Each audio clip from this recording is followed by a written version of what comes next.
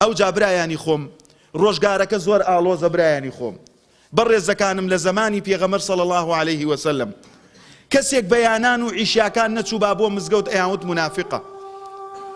ئێستاکە مزگەوت عیشا و بەیانان چۆڵە، وەڵڵاهی براکانم چۆڵە. گریانت بۆ مزگەوتەکان دێ، گریانت بۆ مەجلیسێک دێ غەیبەت و بوختانی تیان نەکرێ، گریانت بۆ ماڵێک دێ بە شەریعەتی خوا داپۆشراو بێ. ئەوانە ببینن مسلمانانی خۆن. ئێستا با ئێمە لە خۆمان بکۆڵینەوە، ئێمە لەسەر ئەو نەهجەین کە ئەجری پەنجا لە ئەوانمان هەیە، یا هەر مسلمانێکی عەوامین سپاس بۆ دایک و باوکمان فێر لە شایەتمانمانیان کرد و وەکو عادەت دێین بۆ نوێژ و ڕۆژوو ئەگرین و حەج ئەکەین بۆی پێمان بڵێن حاجی و زووزوو عەمرە ئەکەین و بۆ ئەوەی کە خەڵک پاسمان بکا و ڕێزمان لێ بگرێت، یان ئەوە تا بە هەمان ئەندازەی سەحابە عیبادەت ئەکەین. بۆچی پێغەمبەر صلی الله عليه وسلم ئەفەرمێ بەل منکم ئەجری 50 سەحابە، لەبەر ئەوەی ئێستاکە ئێوەی مسلمانی فەقیر و هەژار، لەبەر ئەوەی شارەزانیتان لە ئیسلامەکە سەیدە مامۆستایەکی ئاینیەکەن. سەدان مامۆستای ئاینیش لەسەر ئەم دینە پاکە خرچان و دۆڕانیان نەگەیشتنە ئەنجام، نە لە دنیا نە لە قیامەت. تۆش ئێستا ئەڵێ ئێ مامۆستا تۆ وامان پێڵی فلانە مامۆستا وای وت و وای کرد، فلان عالم وای وت و وای کرد، فلان وای وت و وای کرد. ئەم ڕۆژگارەیە برایانی خۆم، بۆیە کاتێک سیر بکەن یەک بەڵگەیەکی بچووک کە ناخهەژێنە خۆشەویستانی خۆم، یەکێ لە صیفەتەکانی خوای پەروەردگار بۆ من و تۆ ئەجرمان 50 ئەوەنەی سەحابە بێ. بۆ حەقە بپرسین، ئەوان بەو ڕێز و احترام و حرمەتە بۆ من و تۆ وابین ئەگەر شوێن کەوتەی ئەو دینە بین. یەکێک لە صیفەتەکانی خوای پەروەردگار لا تدركه الأبصار وهو يدرك الأبصار وهو اللطيف الخبير.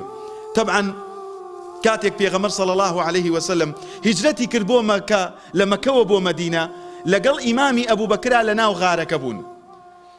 ئەفەرمێ خۆی باسی ئەکا ئەبوو بەکر رضي الله عنه وأرضاه، أفرمي قلت للنبي صلى الله عليه وسلم وأنا معه في الغار، أما خوي أجيرته أفرمي ببيغمبر موت صلى الله عليه وسلم من لقل يا أبو ملنا وغارك يا رسول الله لو نظر أحدهم إلى قدميه لأبصرنا تحته. أجر يكسي لو بيباوراني كهاتبون بو شهيد كردني أو دو بياو بالرزا بس سير خوار باي خويان كذا ايان بيني. سيكا أبو بكر ڕعدەیەک ئەیگرێ ئەترسێ، حەقی خۆیەتی بترسێت. یەکێک لە صیفەتەکانی صیفەتی ئینسانیەتە. دووەم صیفەت لەگەڵ گەورەترین پیاوی ئەم سەردەمەیە بووە کە پێغەمبەر صلی الله عليه وسلم ئەوی ڕۆژ لەو ڕۆژەیە کە ئەگەر بیان گردایە شەهیدیان ئەکرد، خەمی دینەکە و خۆشی جوغزێکی ئینسانی تایە، هۆڵی هاوڵەکەیەتی و خۆشی ماڵ و مناڵی هەیە، مەسلحەتی هەیە، یەکسەر شەهیدیان ئەکەن بە یەک دەس و بە یەک دەنگ. بزانە پێغەمبەر صلی الله عليه وسلم چۆن دڵی ئەداتەوە. ئایا ئێمە کەسێک ئاوا هەیە ئێستا ڕێنمونیمان بکە؟ ئێستا کەسێک هەیە دەستمان بگرێ کاتێککە غەڵەتێک ئەکەین بۆمان داپۆشێ و ئاسانکاریمان بۆ بکە، بڵێ ئەمە غەڵەتە بە نەرمونیانی بۆ ئەوەی تێبگەین، بۆ ئەوەی لە دینەکە نزیک بینەوە. ئەفەرمێ قال له النبي صلى الله عليه وسلم ما ظنك باثنين الله ثالثهما. أي أبو بكر گومان چی ئەبەی؟ برای باشم گومان چی ئەبەی کە دوان سێیەمیان خوا بێ سبحانه وتعالى. خوای پەروەردگار چاوەکان نایبینن و ئەو هەموو کەس ئەبینێ. لەطیف خەبیر، لەطیفە لطفی هەیە بەرامبەر ئەولیاکانی. فچ جای ئەو ڕۆژە چەنەها نمونەی تری وا هەیە، سەدان نمونەی تری وا هەیە. پێغەمبەر عەلەیهی سەڵات وەسەلام غەڵەتێکی ئەبینی دەستی سەحابەکانی ئەگرت، ئەویت وا بکەن وا نەکەن.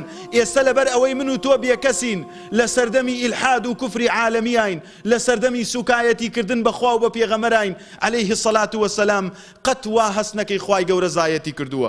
لە گەورەترین نیعمەتین من و تۆ ئەگەر هەستی پێ بکەین و دەست بە دینەکەی خواوە بگرین.